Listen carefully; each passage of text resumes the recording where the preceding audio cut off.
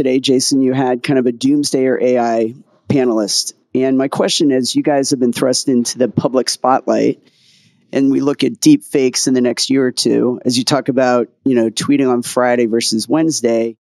How do you think about somebody having each of you saying things that you did not say? And how might we know whether Chamath said that or it was a deep fake saying it? I already have that problem.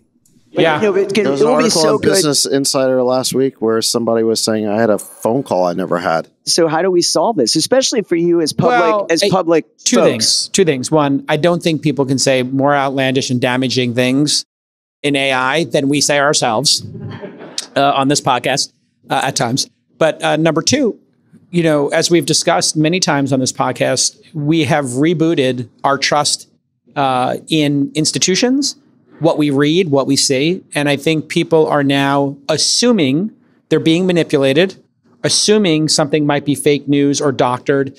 And I think it's like people are building up a much higher resiliency to bullshit, lies, manipulation. And if I were to ask 100 people, what is the bias of CNN, New York Times, Fox, MSNBC, NPR? 90 out of 100 Americans could describe it almost exactly. People are not dumb. This is another fallacy I think we have in this country, is that people are dumb and they're going to get suckered. People are kind of figuring it out. And we've seen deep fakes for 5 years, 10 years now. And they're like, yeah, Luke Skywalker didn't look really good in The Mandalorian, but there's a kid who redid it, and now Dolly 2 is doing it. I think we're kind of inoculating ourselves to. What do you think, Freeberg? Deep fakes and truth. When the Gutenberg press was invented, a bunch of fake shit was printed and people believed it.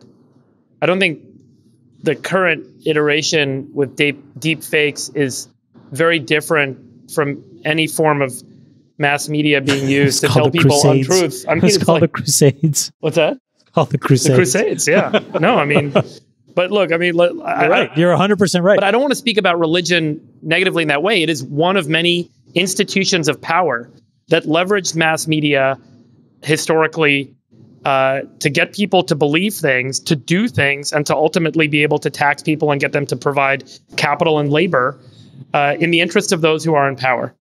And the system of deep faking is one of a long string of using the current toolkit to take mass media and follow that same track.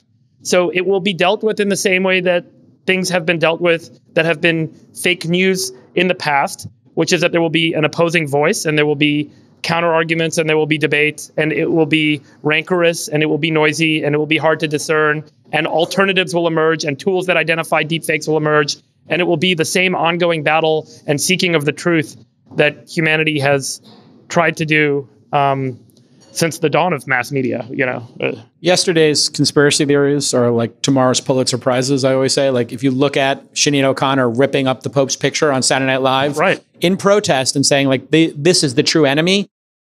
They're molesting children. And then the Boston Globe and the movie Spotlight is about them decades later winning a Pulitzer for uncovering what anybody who's in the room who's Catholic in the 70s and 80s knew or had heard was going on. And so, maybe the time frame is shortening between when we're being lied to and when we figure it out. I actually think it's interesting and good because it forces us to find ways to find the truth more effectively. And, it kind of, without the antagonism, I think it's, it's absent. What is the truth? You don't force that debate. You don't force that question.